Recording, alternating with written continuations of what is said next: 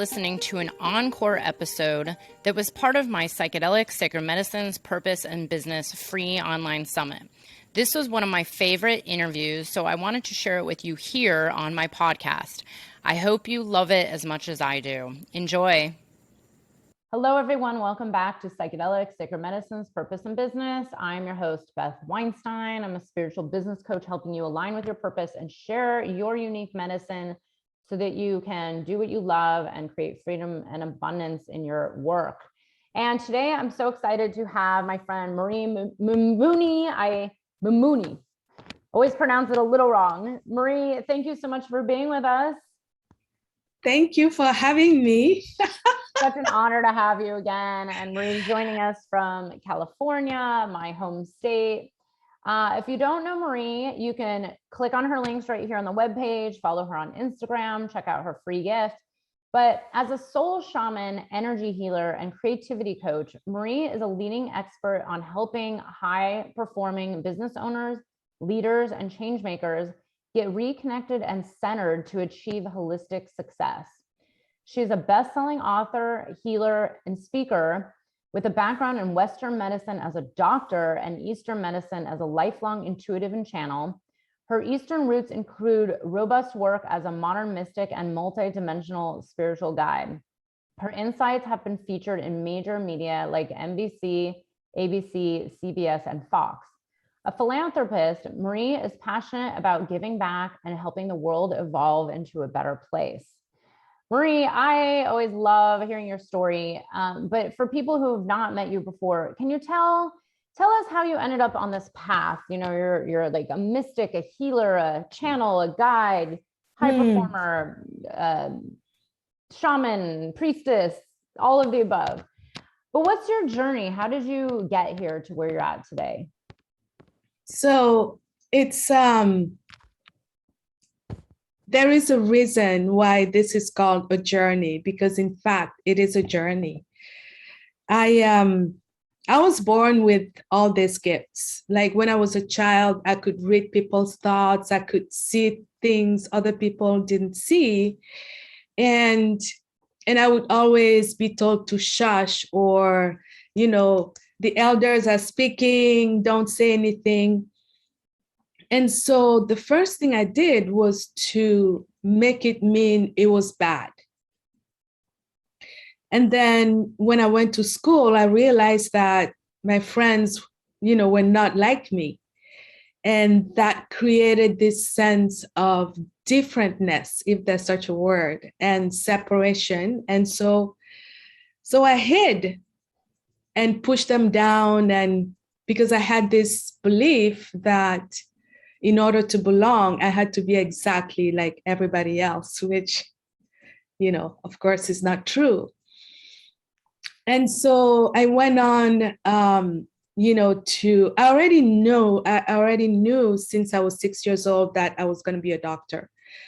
And I went through that path, went to medical school in Cameroon, Africa, came to America to do my residency.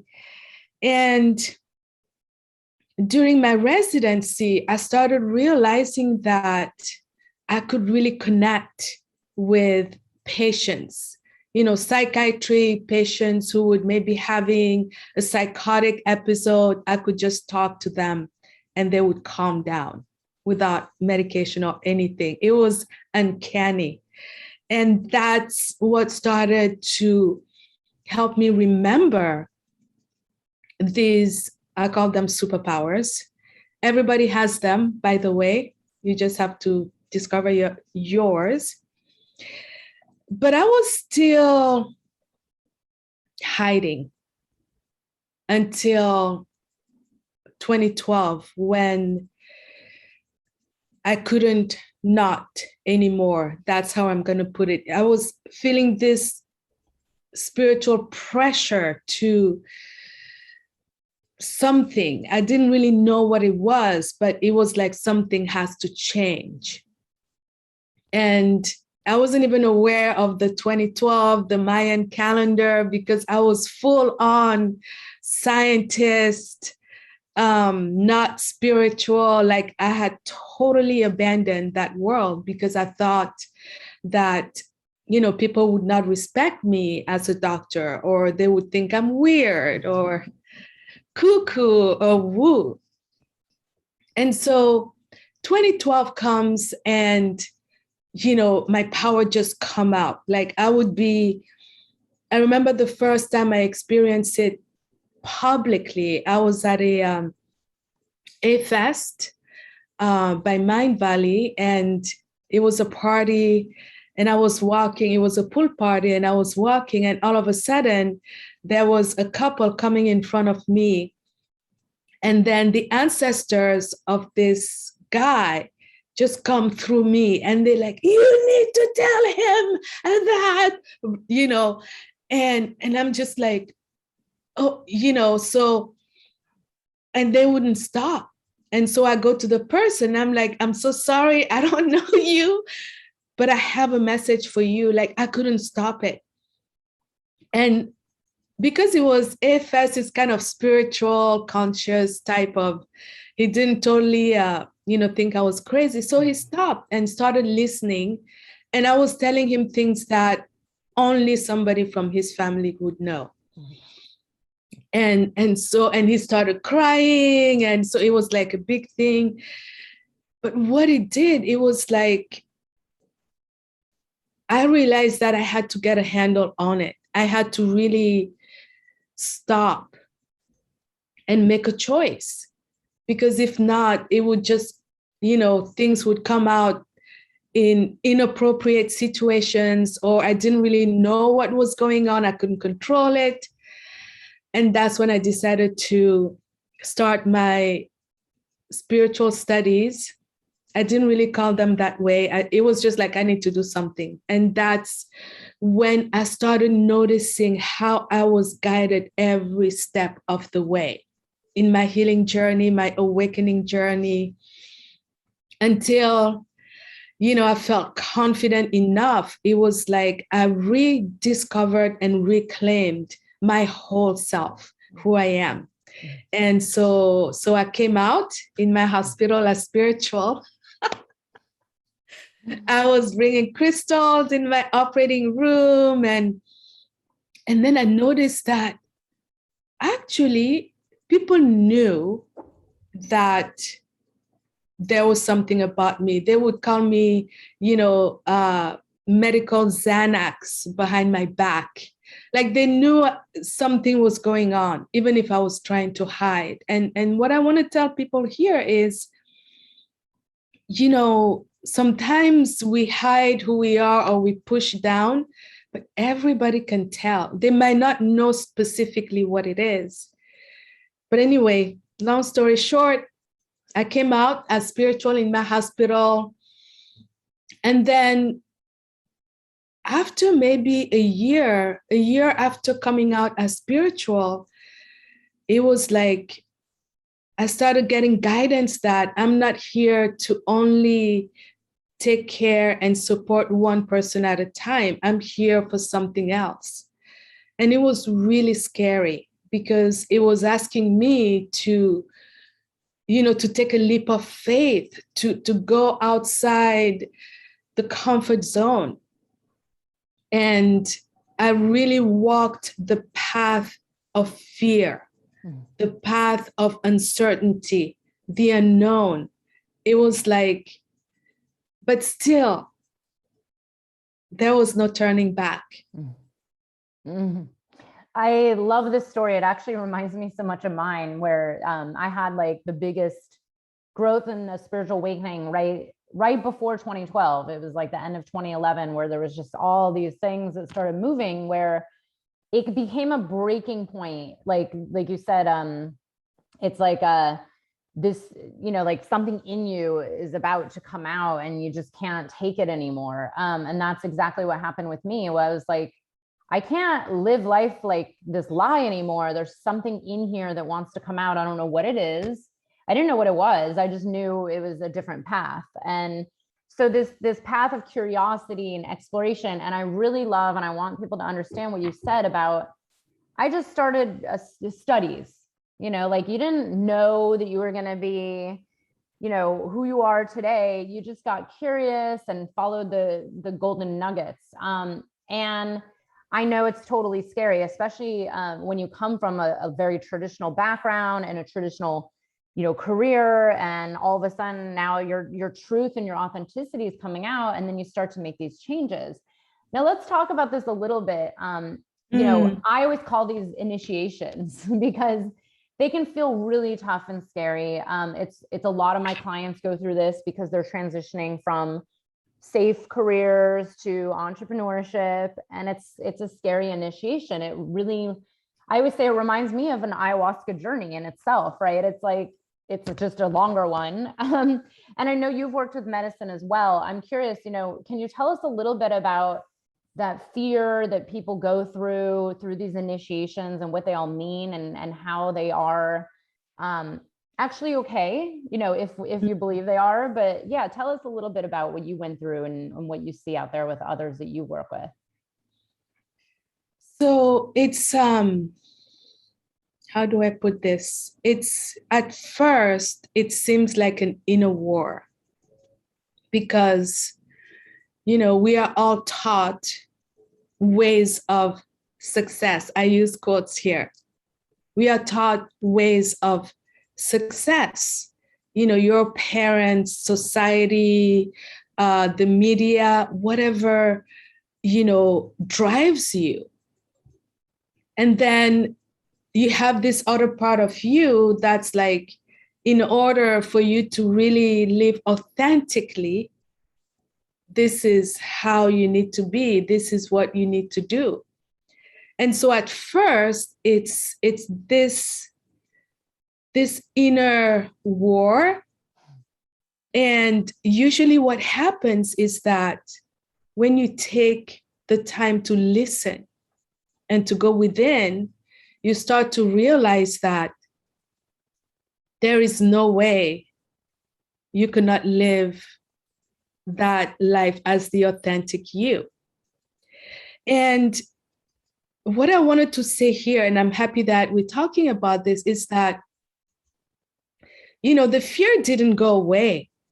The fear is there to guide you. The fear is there to keep you on your toes, on the path. Because the fear goes both ways. Like, if you're not doing, like following your path, there is just this feeling of like you just don't feel good. You lost. And then the other type of fear is the challenges that come with it. And this is where, you've read the books about the hero's journey, the steps, like all that. An initiation is like going on a pilgrimage on a hero's or heroine's journey, becoming your own hero so that you can carve a path for others to follow you. That's why we go through these initiations. Mm-hmm. And what you learn during the fear is actually what you're going to teach people. Meaning, how did you conquer your fear? How did you walk with your fear? I remember when I first decided, I kind of had to, that this is what I'm going to do full time. The first thing was the financial fear. It's like, how am I going to pay my bills? How am I going to, I remember, like month 2 was really, really tough. And I wanted to purchase a few things and hire a coach. And I remember going to a store. It was a Trader Joe's. And I was standing there and thinking, what can I buy here that is not organic and it's going to be okay? Like, that's where I was. I didn't stop. But it was scary. It was like, okay, here I am, like trying to figure out ways. Mm-hmm. And so what I want to tell everyone is that fear teaches you. Fear really wakes up the hero or the heroine within. And I remember after that trip to the store where I was like, what's not organic and it's going to be okay? And I was like, avocados, bananas. I went home and I went on a meditation to have a conversation with source, with the divine. I was like, okay, I don't know how it is there, but I live on earth. And here we have to pay for stuff. I literally said that. Mm-hmm. So, and then, and what happened is like things opened up. I had 3 clients out of nowhere. All the, the bills were paid, but I still went through the fear. And it's when it was like, I'm not afraid. However, I want a way to handle this, to take care of this and not buckle. So these fears, challenges are like a mirror that also shows you, do you believe in yourself? Do you really trust that this is why you are here?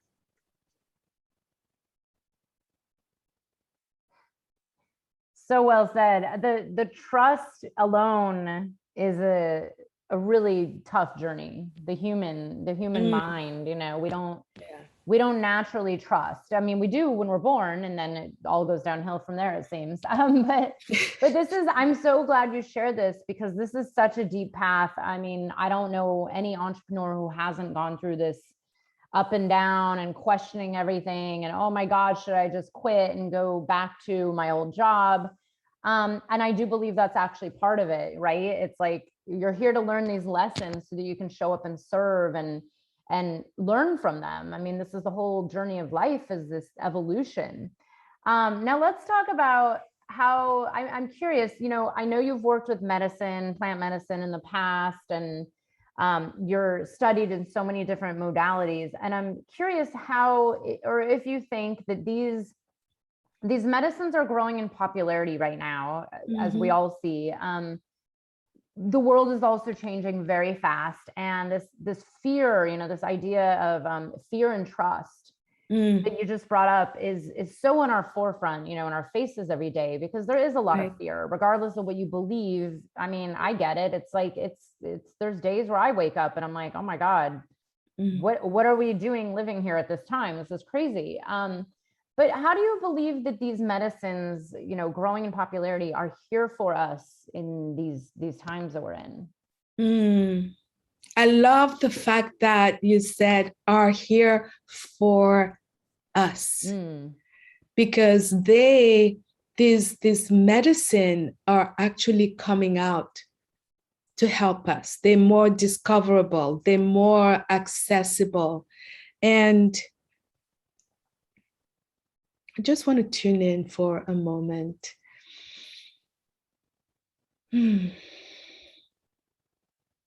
These medicines are so benevolent. I actually get tears in my eyes because they love us so much. They really are here to teach us, to show us how to live as humans in collaboration, co-elevation with each other and the world around us. And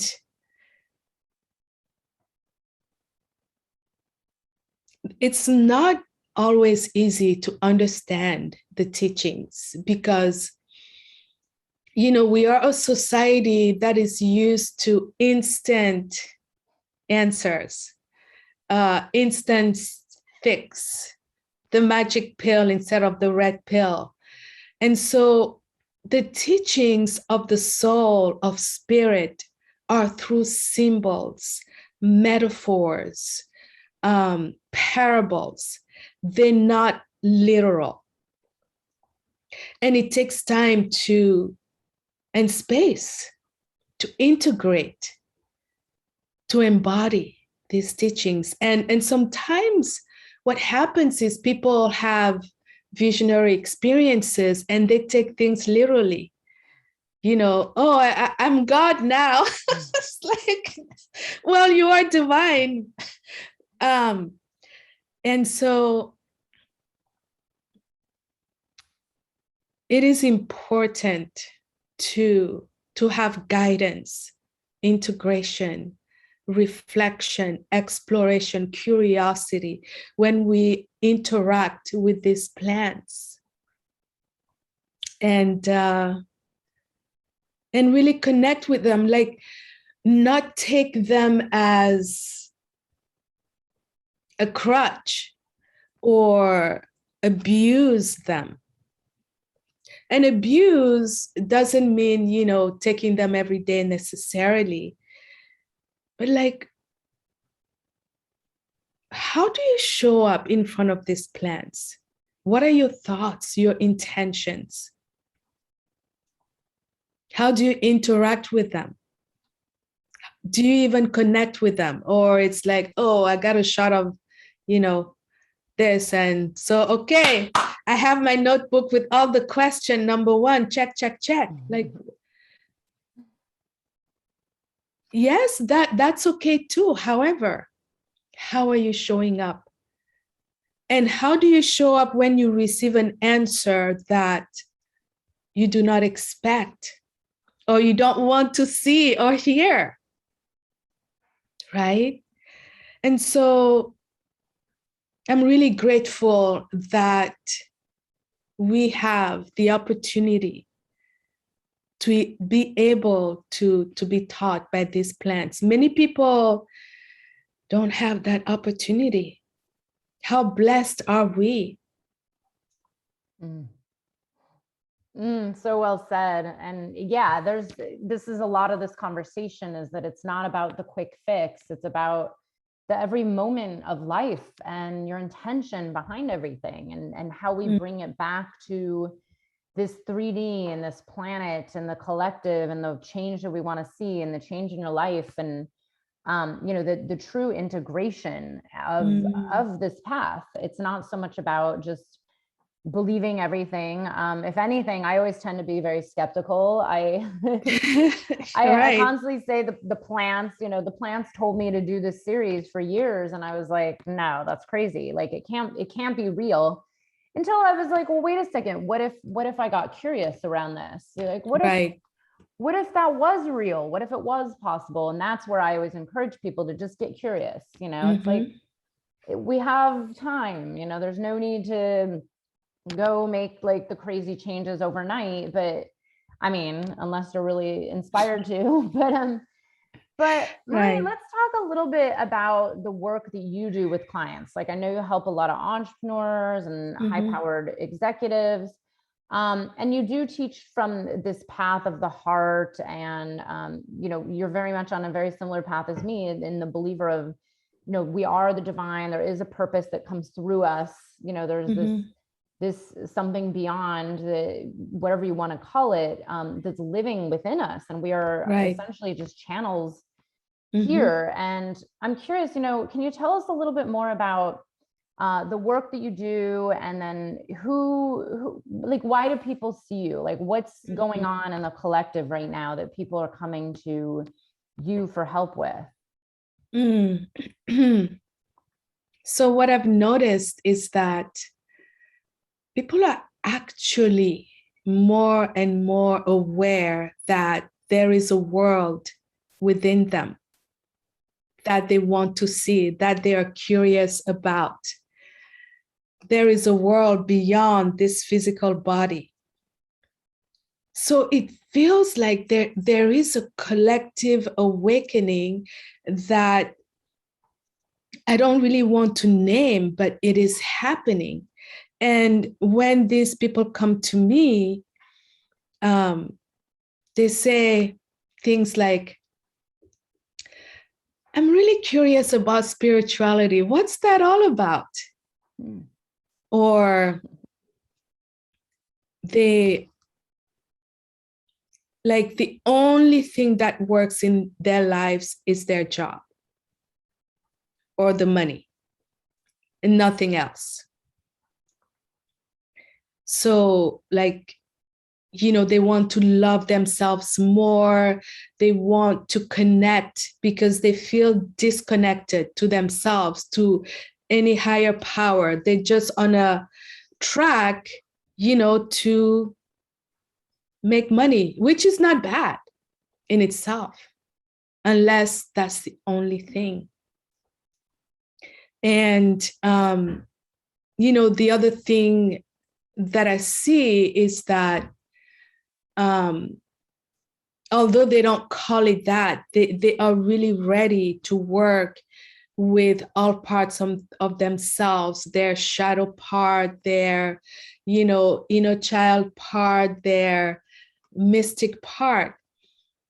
And what usually makes it, I think the reason they trust me at first is that I'm a medical doctor. So they although I'm woo, it's okay, it's okay to go to her. Then I'm not going to be seen as XYZ because, everybody is kind of sensitive to judgment or labeling or things that happen. And that's usually there's this curiosity, this awakening that's happening. And some people actually tell me, I want to become spiritual, but I really don't know that stuff. It's not tangible. I can't touch it. What does it mean? So it really brings hope to my heart, because although they don't really express specifically what they want, they know that there's something that wants to emerge within them. And that's exciting. That's exciting because these are the way showers. These are the change makers, the creatives that will shape our world, and they can spread that like ripples. Yeah. That gives me hope as well, because everybody starts somewhere. And I think, more and more people are getting curious and awakening. I mean, this is what's happening with this medicine, the media is starting to talk about it, and people are, oh, well, hey, if that can help me with this and this and nothing else has, or I'm just curious to get to know, who am I really? Right. Especially in this world that we're in, with things changing so fast and, people feeling a lot of uncertainty. I think there's been a lot of questions of okay, what am I doing? What is this all about? Why am I here right now? And, what is my purpose? And there's different meanings to purpose. I don't think it's necessarily what you do for a living, but really why are you incarnated here on the earth at this time of great change? So let's talk a little bit about the heart path. I know you also teach about this, and you have this I don't know, tool or something you talk about called the 5 wounds of the heart. Let's hear about this, because I am constantly telling people it's all about being in the heart. It's the heart path. That's where the divine abundance is. That's where the divine happiness and the divine purpose is all located just right here. And it's so simple. Yes. Of course, hard and simple. But yeah, what are the 5 wounds all about? So I love that you bring this up, because, one thing I want to talk about before we get to that is that, when I was deep in I'm a scientist, I don't do that woo stuff, there's a pervasive belief that the heart is weak. Oh, you're too this, or you're too simple, or there is that pervasive belief. And there is, when you talk about divine joy, I remember writing about my joy and how it was being received. Many people have told me, oh, you smile too much. You're always smiling. It's so easy for you to be happy. Or if people saw me, they would be like, I'll have what you're having. And that had me thinking, do I have to take something to have joy, to be happy? Like, isn't it our natural birthright? And I noticed that it is actually suspicious. Like, if you're too happy, people are suspicious, like, oh, she must be doing something. And so that really had me thinking that if we believe that it's not okay to smile or be happy, what is that society? Where we have to hide our joy, where it is hard to please us. And that's when we feel important or, XYZ. What is that? And, when I talk about the 5 wounds of the heart, I feel like these are really at the root of a lot of what we see in the world. And I brought this because it can really help our, change makers, entrepreneurs, to take a look at themselves and see what is happening. And these wounds are the wound of abandonment, the wound of betrayal, the wound of denial, the wound of judgment, and the wound of separation. And these wounds happen, when we, from the moment we are born and we grow up, right? You were talking about trust a little while back, and this is also something that, I've been thinking about, which is, when was the first time you broke your trust about yourself? It must happen in childhood, like at a very young age, at some level, right? Yeah. There's no memory of it. Yeah. And so we break that trust about ourselves. And then from then on, what happens is that we then just receive everything from the outside world. And so these wounds, I call them the shadow wounds of the heart. And it's important that, we take stock. And abandonment, this is a wound that I had, the wound of abandonment. It was about my mother. I don't have to go through that. However, that was a deep wound. And what happened in my life is that, early on, there was this abandonment. And abandonment doesn't mean, leaving you on the steps of a church or going to an orphanage, right? It's not only that. But what happened is that that's what I knew. And, as I started, denying my gifts, denying myself, I realized that I had actually abandoned myself. Like, that was the end result of that wound. The different ways we abandon ourselves. And the wound of abandonment sits at the base chakra. And usually when you heal that wound, what you gain is self-love. And the wound of betrayal, when you have this wound, this is where, the people you love or trust the most when they betray you, you lose trust. All trust in yourself, trust in others. And it sits at the solar plexus, your place of power, your center of power. And when you heal this wound, you reclaim trust. And when you have trust in yourself, I mean, wow, your ability to make decisions that matter to you really skyrocket. And the third wound that, the shadow of the heart is the wound of denial. And this wound sits at the throat chakra.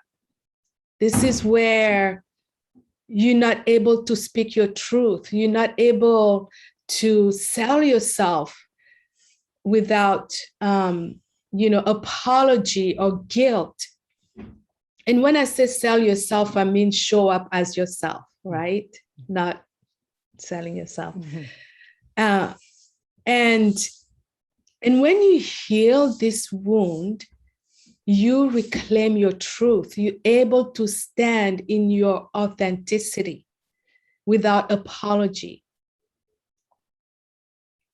And the fourth wound, that's really, really big, is the wound of judgment.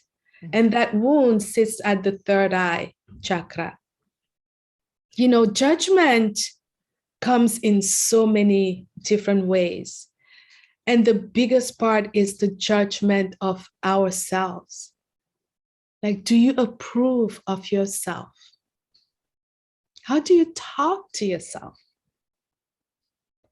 When you think that you messed up, how do you treat yourself? Just questions to bring self-awareness. And when you heal this wound of judgment, what you gain is forgiveness. A forgiveness that's able to dissolve into compassion. I usually say that, well, I don't say that it is true. I give myself second chances, third chances, fourth chances, fifth chances. And I forgive myself completely and readily. And this is where I want to bring something that is important, which is, how do you forgive? Do you have conditional forgiveness? I was working with a client the other day, and they were still holding a grudge about something that happened 10 years ago. And they were saying, if that person did this, then I would forgive them. And I told them, this is not forgiveness. Conditional. It's conditional. And the self, the path of the heart starts with the self. How do you forgive yourself? If I'm good, then I'm going to forgive yourself, or I have to earn this forgiveness, right? Forgiveness that dissolves into compassion. That's how we need to forgive ourselves. There's always another day, another chance, another occasion to rise. We're never stuck. And the last wound is the wound of separation. And this wound sits at the crown chakra. And I had this wound too. When I was telling you my story, I was talking about how I felt so different. I felt like an alien. I would, even in my family, I was always, deep. I was able to have like self-meditation experiences and spiritual things. And I was able to notice, and I would look around me and ask, who are these people? How did I get in this family? Not in a negative way, but really asking these deep questions, even as a child. And this wound, it's actually a wound. It's a wound of separation. And when you release this wound, when you heal it, what happens is you are able to surrender to what is. You're able to see the biggest picture, or, like a bird's eye view of what's going on, without feeling targeted or alone in the world where you have to do everything by yourself. And so when you're able to do this, it will really change your life and bring, I love this, you use the word divine joy and inner peace and purpose and radiance and alignment, authenticity, truth, awareness. So that's why I'm so passionate about this path of the heart. And the heart center is the bridge between the spiritual chakras, or the spiritual world, and the physical world. It's actually a portal when you know how to use it. This was kind of long, but no, it was so good though, because it's interesting. This is something I've been bringing up with my clients a lot in this last year, which is interesting because I didn't think that was like, I didn't need to go there. But then I was like, well, wait a second, but at the root of what's stopping everybody and what's keeping people small, or keeping them from really living their purpose or growing a business or showing up in the world are these core wounds, like these woundings that are running in the background, that are telling the stories and making, like making yourself not trust yourself. And as entrepreneurs, especially newer entrepreneur, you have to be doing this deep work at the same time you do all the marketing and the traditional like business stuff. Because if you don't really believe in yourself or trust yourself, or you think you're not good enough, or who am I to do this? I'm an imposter. Then it's never going to feel good, and it's not really going to work on the level that it could and should work at. So I'm so glad you brought this up, because this is the path of the entrepreneur, especially, the spiritual entrepreneurs. And a lot of people, especially people interested in psychedelics and plant medicines, have probably felt this wound of feeling different their whole lives. I know I felt it.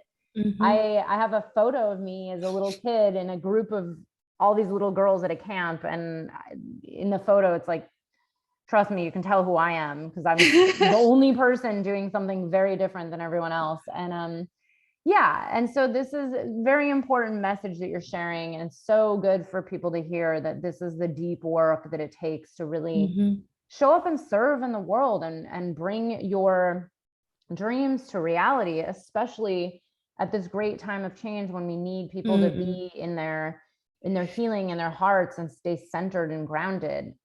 So Marie, let's hear about what you have coming up, and also your free gift. And then I know we also have this source codes program. Let's hear a little bit about what you are offering. Yeah, so the free gift I have for everyone is an ebook that I really took the time to prepare. It's called Tap Into Your Intuition.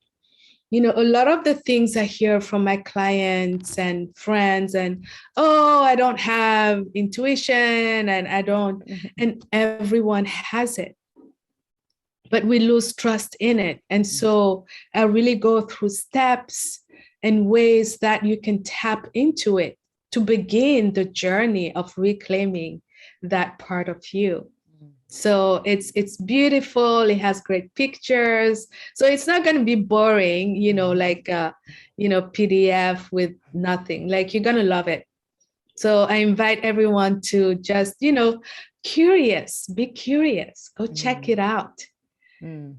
And what do I have coming? So I actually received a divine assignment. The source codes is a 13 moon or 12 months program where I'm actually creating a mystery school for entrepreneurs, coaches, and creatives. It's like the initial level. And this started because I really, really want all entrepreneurs to use all their powers, to realize that there's more to them than the neocortex. There's your energy field, your subconscious, your heart, everything else that can really help you show up and have holistic success, be in purpose, aligned, heart-centered, happy, what I call holistic success. And so this happened. I was in Guatemala, facing the deepest lake in the world. And that's when I had this massive vision. And I was like, how is this even possible? I mean, most entrepreneurs are like, I can barely have them, meditate, every day. And this is not about that. This is really bringing the intangible to tangible, making it accessible to people who are not necessarily spiritual, because that's the gap. You either have super spiritual people who are labeled as woo, and the people who resist, and there's nothing in between. So this is what Source Codes is. It's going to be incredible. It starts November 4th. Yeah. So perfect. Awesome. And yeah, don't miss out on this free gift. If you don't believe that you have intuition, please definitely listen to this. And if you are already in touch with your intuition, I know Marie has tips and probably tools to have you really get grounded and understand how to work with your intuition to benefit you and benefit others and all of humanity, because it is very real. Probably like you, I'm very guided somehow by intuition, by higher self, by source in my business, in my life, in my work, everything. And it's, it's never really failed. So, I mean, there's challenges, but yes, it's like, I just keep calling it, follow the golden nuggets. And so definitely download her free gift, check out the source codes. We'll have all the links right here on this webpage. Marie, it was such an honor to hear from you once again. Your work is just so profound, and you're such a beautiful, beautiful, high integrity soul. It was an honor to have you here sharing your unique message and your unique medicine. Thank you for having me. It's always such a pleasure to, be with a kindred soul and, like heart, not like mind, like-hearted. I love you, and I love what you do and what you bring to the world. Keep up shining for all of us. Thank you.